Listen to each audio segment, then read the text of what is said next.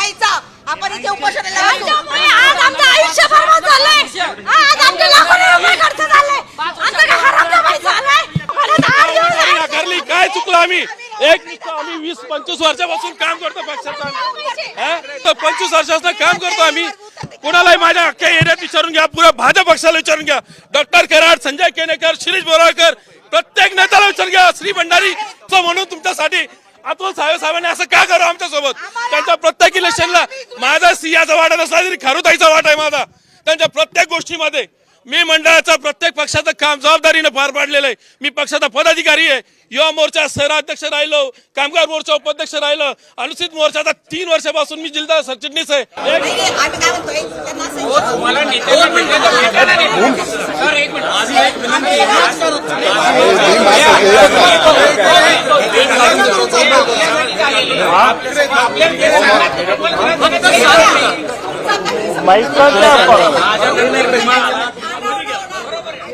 8 दिवस झाले तरी मी आत्मदान करणार म्हणजे करणार. शांत बस. तुझी फॅमिली आहे.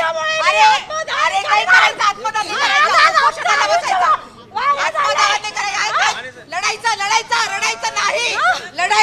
लढायचं आपण इथे उपोषणाला आज आमचं आयुष्य बरबाद झालंय.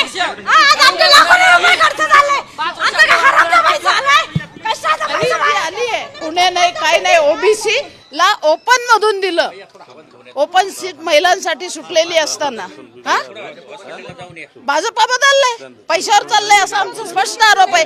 पैसा लो, पैसा फेक और तिकीट लेके जाओ, हेच झालं. आज आमच्या आता हे होईल उघड, कोण करताय होईल उघड. पण ही पद्धती चुकीची आहे ना. भाजप शिस्तबद्ध पक्ष म्हणून आतापर्यंत प्रसिद्ध होता, पण ह्या निवडणुकीत हे चुकीचं ठरलेलं आहे.